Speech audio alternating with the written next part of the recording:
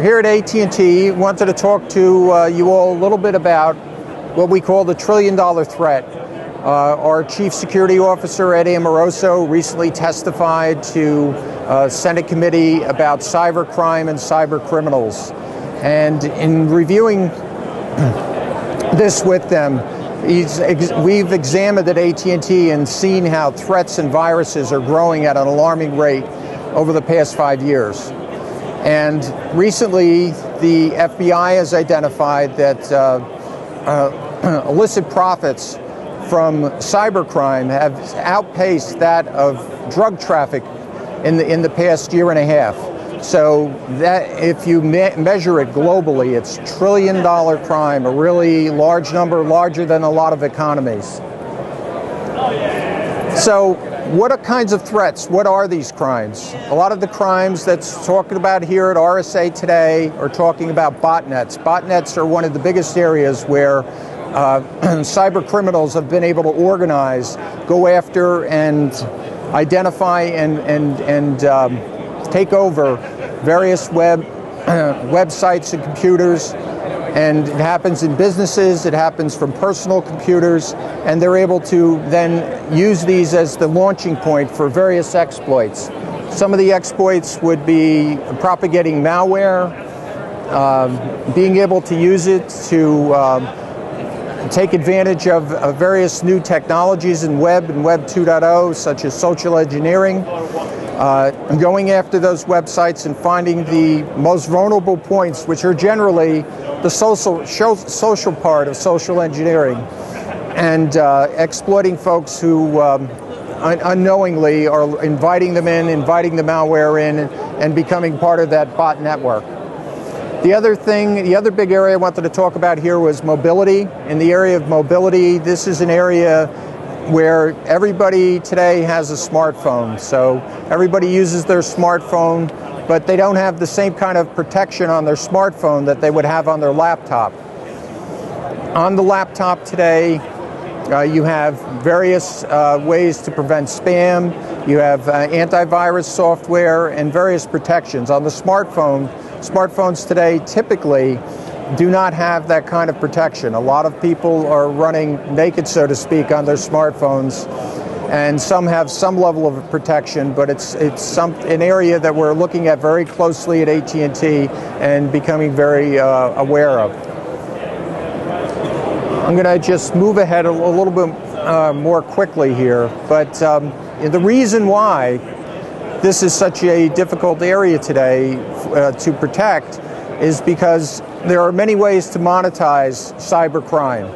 Cyber criminals have found a way to make money. Finding a way to make money propagates this issue. So simple as DDoSing companies to providing spam and advertising.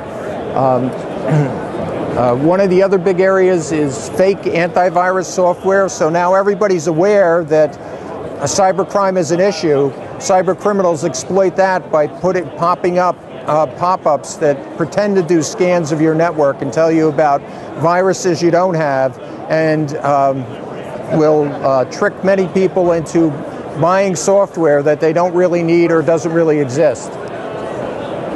And then there's the area of banking and banking Trojans of collecting private information so that they can access various accounts and move money around, not only to extort and steal money from various accounts, but also using it in crime today to be able to move and launder money.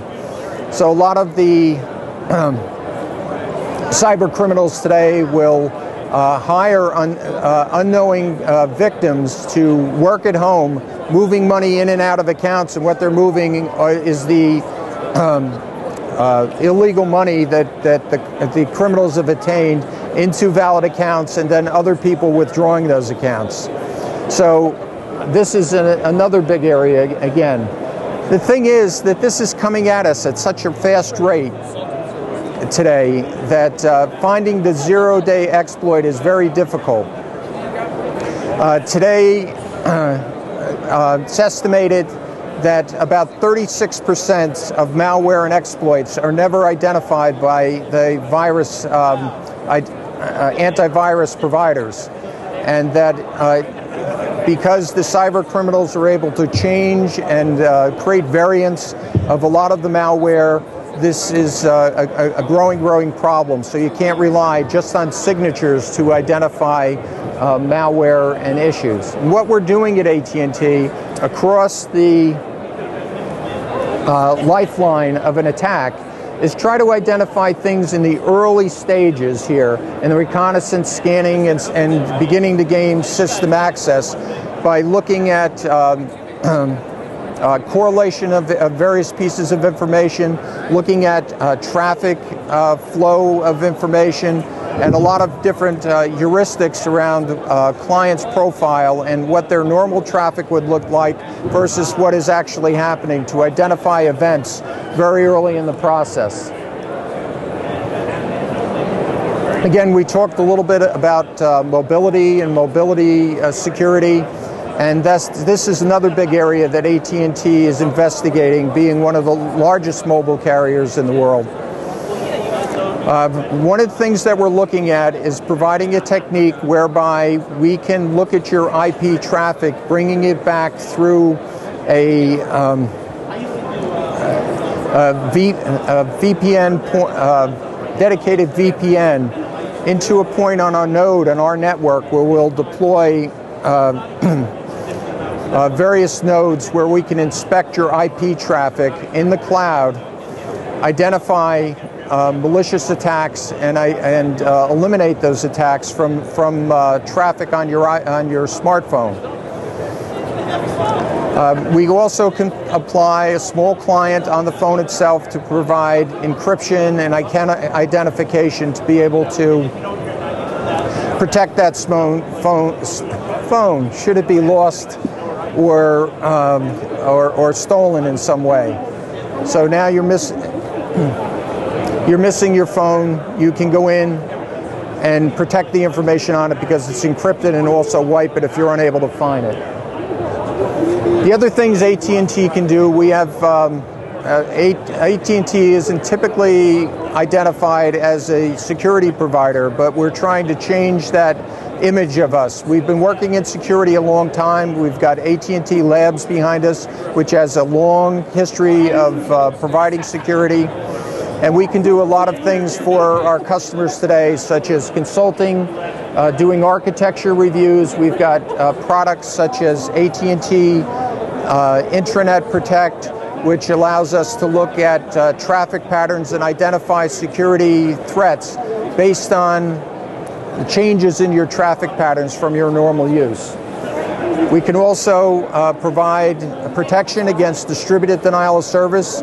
We've done this for many large customers who've been the object of extortion, and criminals have attempted to shut down their networks, and through this product we're able to bring them back up online in a very short period of time and be able to protect them from these types of criminals.